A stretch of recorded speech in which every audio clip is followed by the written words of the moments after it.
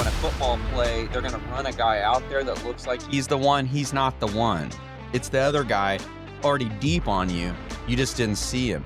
The mask runs decoy for the person doing it, but most people aren't fooled, and anyone with discernment isn't fooled at all. So your brothers in Christ, people that are really paying attention and care, they're going to sense this thing. Then the other group of people, a lot of times, are going to benefit from it, and you almost hand the mask to them, but you keep it, right? You know, can you picture this? You've got a mask on, but there's a bunch of them, and you can take one off and hand it, take one off and hand it. And what you're doing is that's influence, and that's either bad or good. So for me, what it did, it ran decoy for who I really was. But if I can get you believing things are good and I got a great personality and I'm funny and cool or whatever it is, just like your all's personalities, you can then misuse influence. And so I don't even know that that's a real concept, but I've been saying it for a couple of years. I misused influence. Yeah, and I want to talk specifically about the mask because that's great. And that's great insight for a couple different lanes. But let's take you out of needing to wear the mask. Now you're alone. And so in the seasons of wearing the mask when nobody's around, how did it leave you feeling? Oh, it's lonely. You're lonely, guys. You know, let's assume success. Let's assume someone's doing well in their life. Let's assume they have a lot of the natural earthly things that people would like and appreciate, right? So what this thing does is once the show's over and the lights go down and they stop rolling the tape, you're lonely, you're depressed, you're questioning everything because your source isn't up here. Your source is this like reflection you get from other people's acceptance of whatever it is they got from you that day. So Thad thinks you're funny. He laughed at your jokes. Okay, I got my source. Kellen thinks I'm super cool and I have a lot of great ideas. Okay, he complimented me. It's acceptance. It's recognition. Guys, individually, these little things aren't necessarily bad. I believe God created your personality. It's almost like the love languages, right? Some people like recognition. And in a healthy way from someone who really wants to build you up, it's great. But when you're literally like siphoning off of the drug of recognition, it becomes something you've gotten really good at talking about, Kellen. It's performance in your like fake identity. Right? Yeah, and we'll go deeper, but you submitted yourself to your flesh. You're ignorant to your own wounds and when they started. And what ends up happening is when you are listening and having to fulfill the flesh, it's just like running to alcohol. And some men that wear a mask or isolate, right, they use outlets like that. But what happens is you continue to duct tape a wound over and over and over again. I'll tell you the other danger. I want to ask you this because I think this is really important for the person listening. If I walked up to you before your healing, because you're in a different spot now, and that's important to get to, but when you were handing off the different masks and I approached you and asked you to look the people in the face that you weren't for and just pull it off, why would you never be able to do that in that moment? It's a drug. It's a drug. It's different for everyone. You know, I don't have this need to, hook myself up to a bottle of alcohol, although I have drinks. We know that. You guys do. We have some drinks. I don't have this overwhelming need to go and do illegal drugs or my drug of choice for a long time has always been attention. Give me attention and whatever version of attention that you can actually give. And I want to also warn the audience today for that one person listening. Look, there's always going to be someone in your life during the healing process, during the transition that tells you you're not healing. Yeah. That you're not transitioning. And I want to tell you guys right now, they are not the author or the finisher, right? Man, I can't even get through a podcast. We finally got to number 3 and I get emotional. But it's important for that person to hear that because there is always going to be somebody because of their fakeness or their lack of understanding of where they're really at, which is sad. And we want everyone to come to that understanding, but they're going to be the accuser. They're going to be the accuser. Well, I want to say this and I want to rephrase what you just said. When you're not well or you're having to wear masks and people are giving you things, and you said something really important, those that have probably healed or in a different place are not usually the ones feeding you. They're not the ones giving you the little short-term things that you're needing. And so when you begin healing, what you have to realize is that you've probably surrounded yourself with some broken people, and your healing is going to shine light on their brokenness, and they're going to feel it, and they're not going to be equipped to handle it. And so that's going to come back at you, but it's not you. And so you can't take it as that. And I believe, in a different scenario, taking off the mask, I believe we put it on for different reasons. But if we're standing in front of people, we don't trust the people that we're in front of to take it off. Yeah. Like we don't trust the reaction. We're going to feel shame for who we think that we really are. I think those are a couple of the major things. And then thirdly, I think that we can't take the mask off because we don't know who we are anymore. We've lived this way to cover up wounds so long that if we take the mask off, we've got to try to figure out something that's incredibly hard because we're lost, right? You feel like you have to rebuild everything, but you don't because it's not you. Right. It's not Right. you. And Bryan, you mentioned something about loneliness and stuff. Just looked up some stuff. It says over 15% of men say they have 0 close friends. And that's up in the last 35 years from 3%. Yeah, close. What's Oh, close? What's Yeah, close mean? And that's, for a lot of guys, that is truly hard because they go to work, they get home, they got to get their kids to bed. By the time they get their kids to bed, it's 8, 9 p.m. All right, what do I do? Well, and let's assume the good man, right? The good man who wants right things, which we all can be striving for. I've had to learn a lot in my life, but let's say that guy's working hard because he truly wants to. He's driven and wants to get it done, but he's working hard. And then you got a coach, you got to get homework ready, you're going to participate in certain other parts of the night. And we've gotten to this place, which I say we've gotten here. It's always been in existence, likely just in different forms. But hey, you got your kids at the Christian school, right? And you go to church on Sundays at the same time. You guys go to lunch and you go to baseball, or you even skip church for baseball because you feel like that's an appropriate thing to do. That's probably a side note. People rail on that and they get weird about it. Here's my deal on it is I never want to make that a habit. My parents were always really cool about saying, hey, we're not going to choose baseball over this, but every once in a while, if it was like a really special tournament, we would do it. But we weren't going to be at the lake every weekend. We weren't going to. So it kind of goes back to this: what's your priority? What's your process? What's your true heart of your situation? But these men, Thad, it's what you're talking about. When we zoom in on close and define close, to us, we're going to define close differently than a lot of men out there. A lot of men are going to say close is, hey, yeah, I talk to Kellen all the time. I texted him 2 weeks ago. See, when I define close, I'm going to say, thank God Kellen's got a cool wife who cares about this thing. And when we say close, if we need to get together a couple times a week when we can to talk about the real thing, that's what we do. And men lack that. They don't talk about the real thing. When you say close, so one of the weeks that you were talking about men's ministry, when we circle up, and so we'll have a specific topic, and this one's brotherhood, and we have to define friend and brother. And so we actually define a cultural friend. We watch a ball game with, have a beer.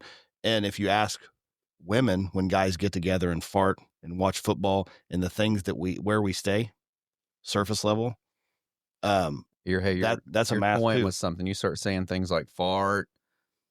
I can't keep a straight face for fart and things like Guys this. laugh at it, right? Guys laugh at it. And we should. We have a ton of fun together. I think you have 7 million photos of Corey in your office because I played a prank on you, right? At least that many. We have a ton of fun, but when we get together, I know what's going on in your life.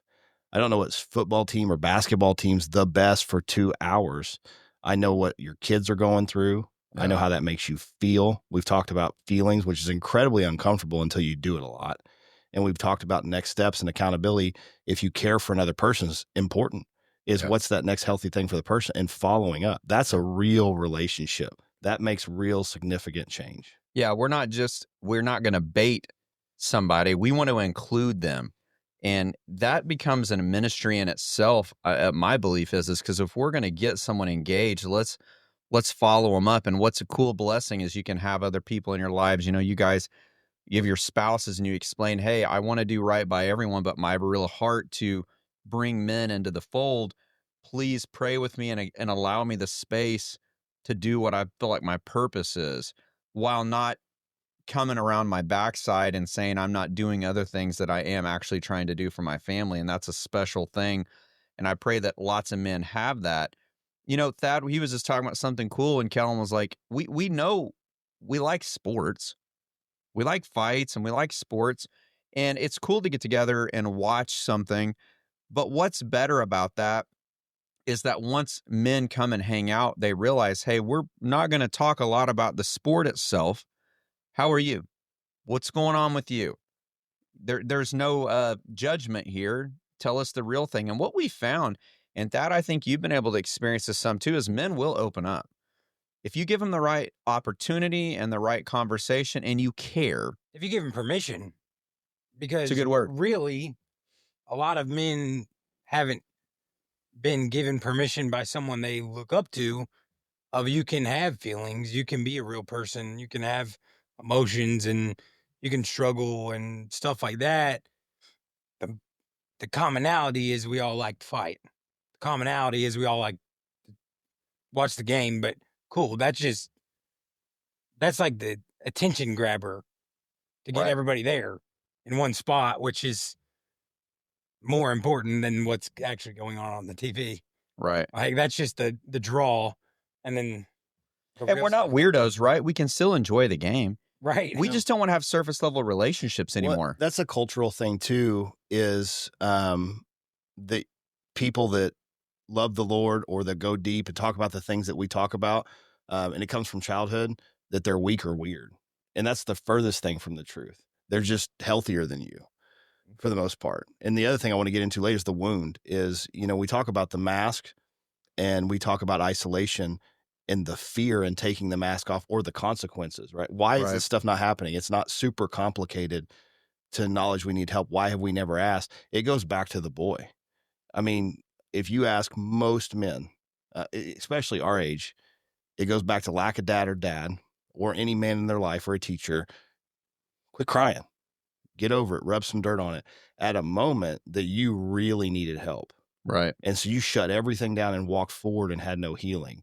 And then you learn to put that mask on because it served you with that person better. They treated you different for putting that facade on and just walking straight forward. I'd be guilty.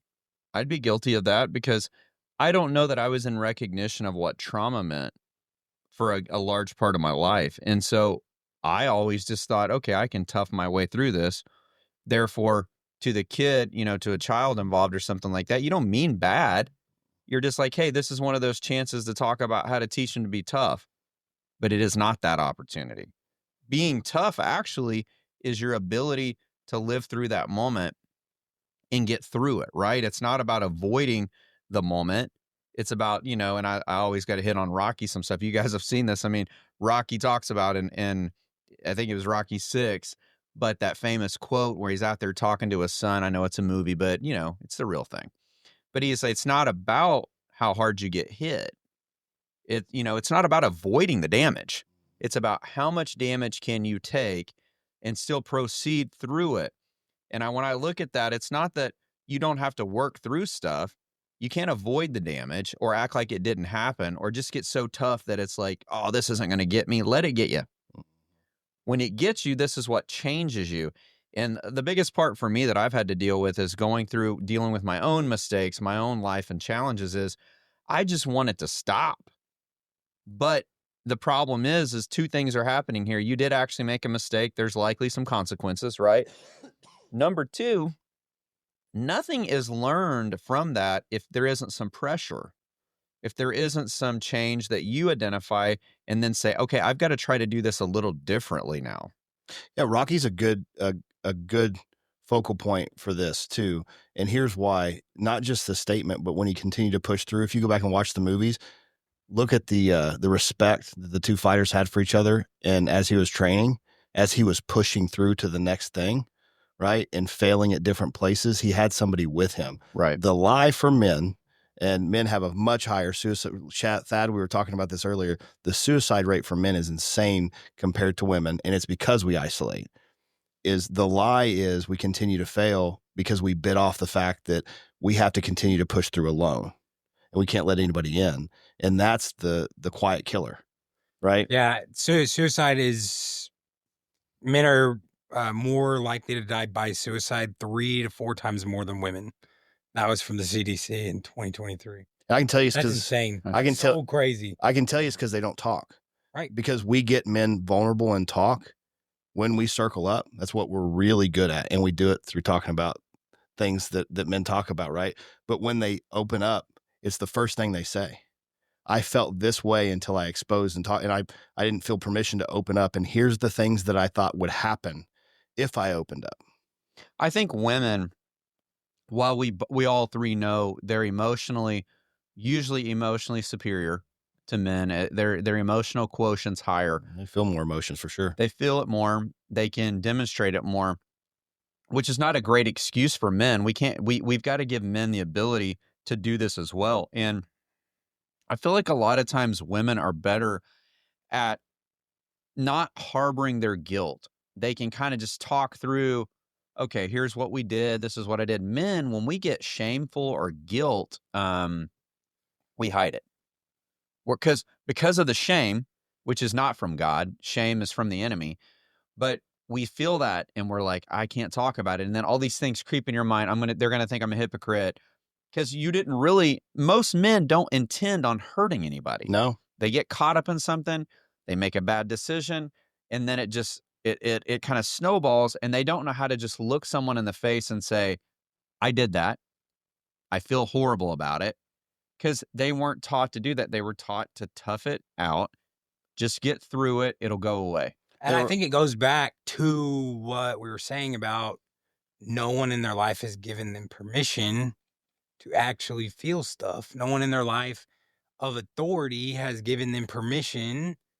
All these people in authority roles, like your dad or whatever, have always said, tough it out, like rub dirt on it, whatever.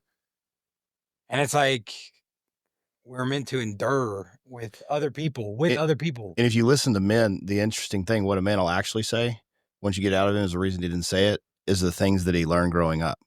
Right. Because our failure is attached to our identity. And so I'll have men say, I was afraid you would react this way. I have a lot of men with busy dads say, well, you're already so busy. You took on so much. I didn't want to burden you with my problems. And so they sit in silence and they hurt until that grows.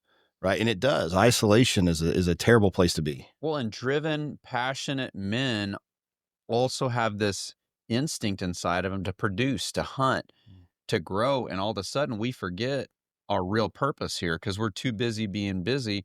They're fruits and attributes the Lord has given you. But instead of pointing them towards the space it needs to go, we're competing all the time for the world's awards. And we got asked this week, Kellen, who's our audience? And I thought about that for a little bit because the driven, competitive person in me is like, the whole world. We want everyone to do this. But you know what? Who the real audience is? Dudes who want to be real. And just one of them.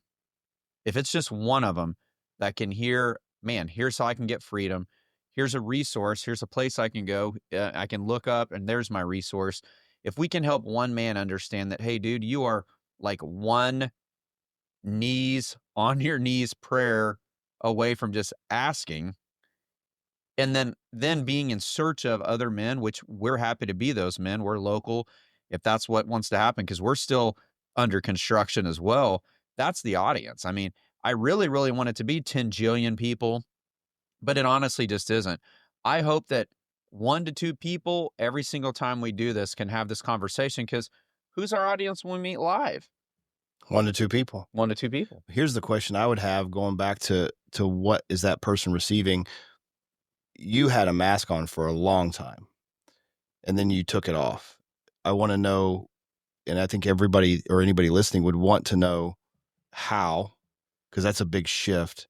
And then 2, when you talk to the people that were safe, was it a different conversation than you thought that you would have? Well, you think it's going to be, but we touched on this a little bit ago. Usually when you get the right people, and people need to hear this too. When you get the right people, it doesn't make everyone else wrong. It's just not the right season. Don't have the right the right way to speak with you. They're not in the right setting. There are certain people that you can just hear, and you mentioned it earlier, men that they looked up to. It's important, I think, for people to respect in some form the other person that's trying to speak into them. Because the way we're built as humans is we just can't hear it very well if they don't. So for me, it was more like they already knew. They already knew. The person who was meant to be on my team and there with me, they already knew. And so for me, it was almost like you get all worked up about nothing. That's not even the real challenge. Now the challenge that you're going to have is feeling like you're going to try to rebuild yourself the right way. That's the challenge. The people that are there, they already know, they've already accepted it, and they're ready to help usually. That's my experience. And I think for a lot of men, you know, again, it goes back to I don't know that anybody really wants to hurt anybody. Most people don't. And so when you get the right influence around you, they already know that there's some challenges. They want to see you take those steps. And that's why they're in your life. The fear of pulling the mask off that everyone's going to see that hidden thing, they already did. So it wasn't hidden. That's the big trick for these men. The guy we're talking about, he's at church to see his wife's friend's husband, and they're going to go to lunch, and then they're going to see each other this week over a couple of beers or whatever it was, and there's no real substance relationship with the Lord. They think we don't know. I didn't think you knew. There, look good, on schedule, routine, powerful personality. Everybody's looking cool, talking cool. People know. They just know. And that's the lie the enemy tells you, is that you're fooling anybody. You're not. You're usually Well, not. and I think the enemy also puts people who just want to keep you down in that shame, in that guilt in your life.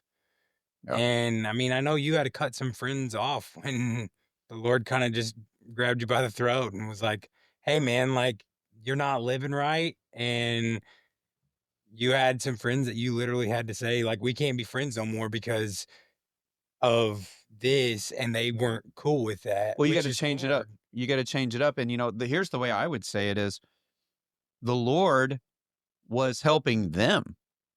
The Lord was removing me from their life. I could not be the person that would help them in that season. And so what has to happen is you got to reframe. When we start taking personal responsibility, it's no one's fault but ours, right?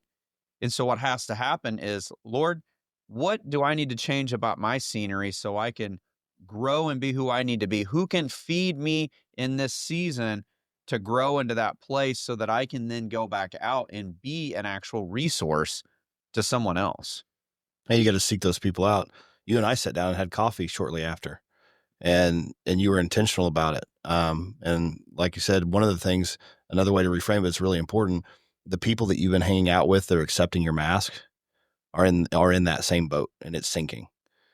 And it's not producing. We talk about fruit. You're not making the impact that your life was meant to make. You're walking around as something else, getting temporary fixes for your flesh and not making that deep impact. And so when you leave that, you've got to find people that are ahead of you, that are doing the things that you want to do to help you in that next season of life. Well, think of quality of life, guys. I want to make a point on quality of life. I'm sitting here hearing you talk, and I believe that I'm getting something on. So the people around, we're not saying anyone's doomed to hell here. We're saying there could be influences in your life that aren't necessarily producing the kind of fruit that it takes to really get the job done, to Right. be excited and on fire for what maybe God has for your life. And so when I think about quality of life, even medically, they say, okay, if this person is able to live, their quality of life is going to be one. They're going to be one, but they'll live, right? They're going to live. This is the same thing in an analogy. I think about quality of life. If we're going to be what God wants us to be, and John Bevere talks a lot about this, is why are we just trying to like scoot in? Why are we just trying to scoot into heaven sideways, right before the door closes? Yeah. And quality of life is huge. And that's what we're talking about, influence in your life. if people, you to them and them to you, aren't producing fruit together, go in the right direction, that quality of life as it pertains to spirituality is low. And that's not where we want to be. There's not a lot of power in that. And so today, I don't know that we're getting in a debate over heaven and hell here, but quality of life is big to me when I think about even our jobs, Thad. We talk a lot in the interview about, we weren't put here to sell things, but it's what we do. Mhm. It's a platform for us. So if we have to do this boring sales thing, why don't we just live every day big or try? We're going to have some bad days, but try. We want high quality of life. Well, and your quality of life comes from the 5 people you put around you. And if you're not intentional about it, your quality of life will be lower. Yeah. 100%. Well, I mean, that's not even just in the Bible, dude. No. That's proverb. That's, every weird Buddha, all of them. I mean, everybody says that, right? I mean, tell me if I'm wrong, the resident intellectual, but I believe that who you surround yourself with is a big thing, right? All the way to like the little examples. If you're standing on a bucket and you're trying to pull a dead guy up, he's going to pull you down because he's too heavy. All that. It's the same thing. Right. And I just kind of thinking over here, about We don't do much of that Ecclesiastes. over here, by the way. That speaking Ecclesiastes thing. 4:12. One may be overpowered, two can defend themselves. A cord of 3 strands is not easily broken. But when you came out of kind of, I'm just going to call it the mire, the muck and the mire that was there, probably because I read a book to my daughter every night that says that word. And it's about a mud puddle. But when you came out of there, it was like God did put you through the needle. They're kind of stripped away everything. I'm thinking of just kind of like a baseball bat being made because it's made from a branch, but they take off all the bark and all the imperfections and stuff like that.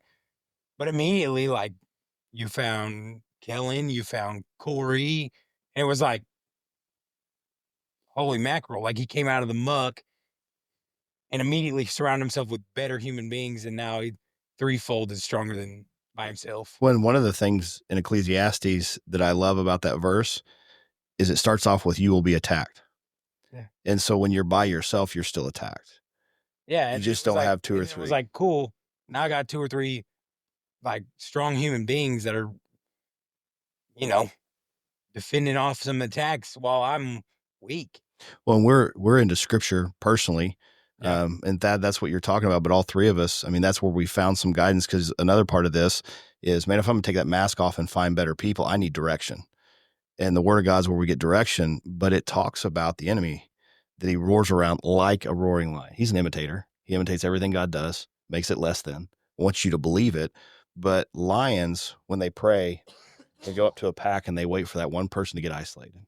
Yeah. And then they attack it. And so we're welcoming in the opportunity to be devoured when we isolate. And so we've got to stop that cycle. That's why we feel the way that we do and get around those better people. And then we've got to take the right action steps. Well, this eye of the needle thing is so real because, that wasn't just for me. Maybe someday we'll get into some prophetic word.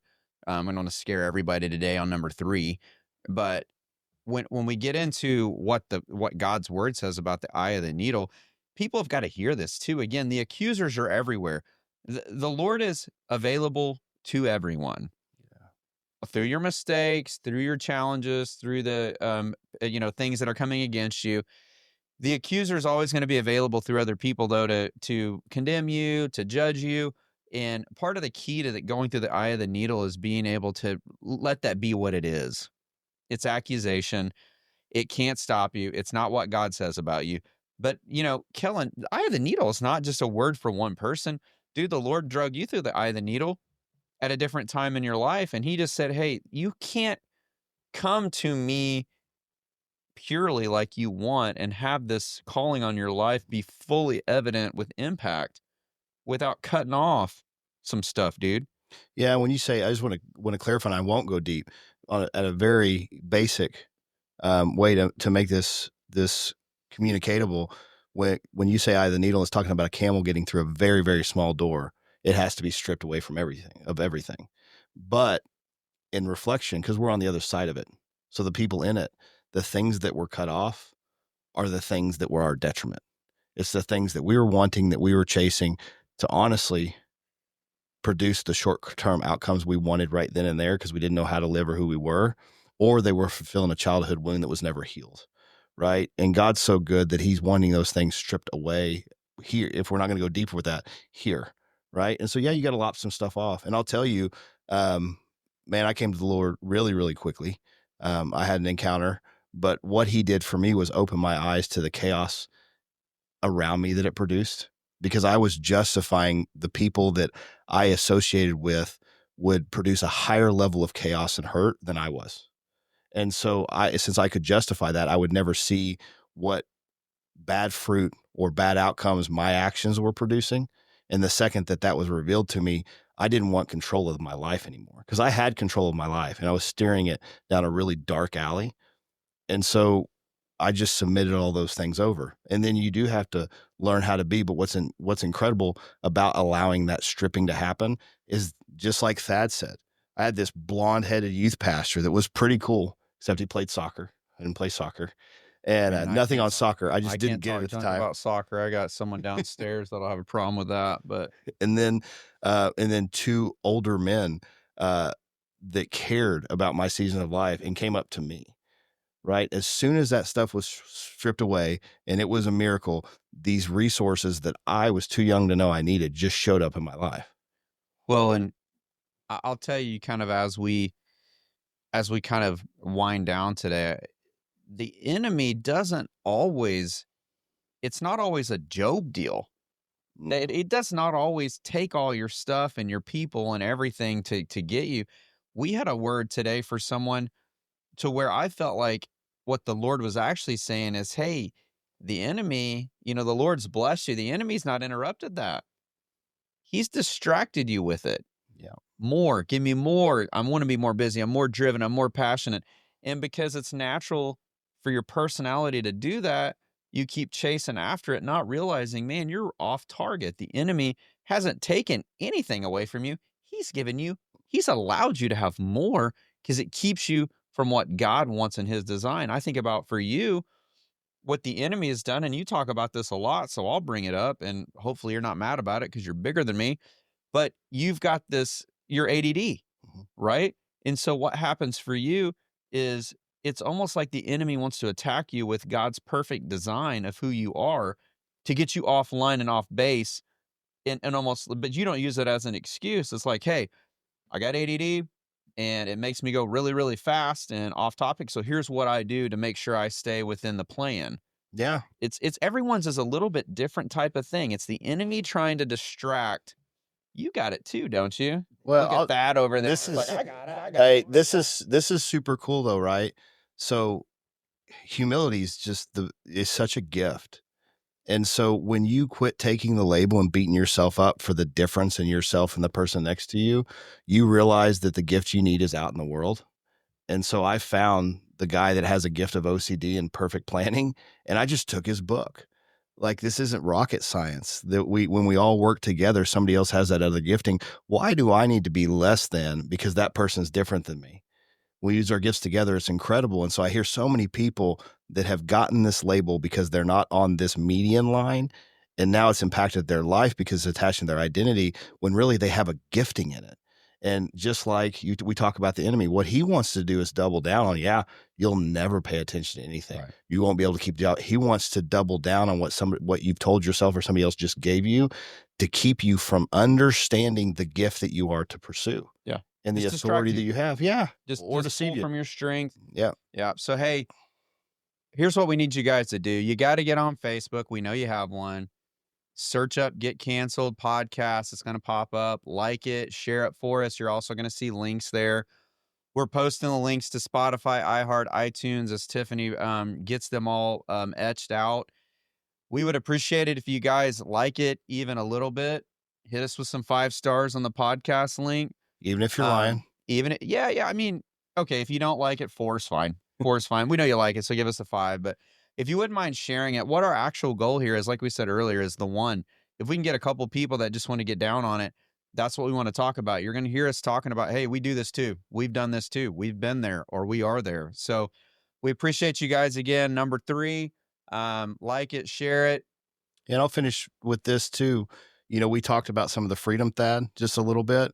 If you've isolated yourself or you're wearing a mask, I would challenge you to take a first step to find a safe person and tell somebody that. And then there's a book by John Eldridge that helped me called Wild at Heart.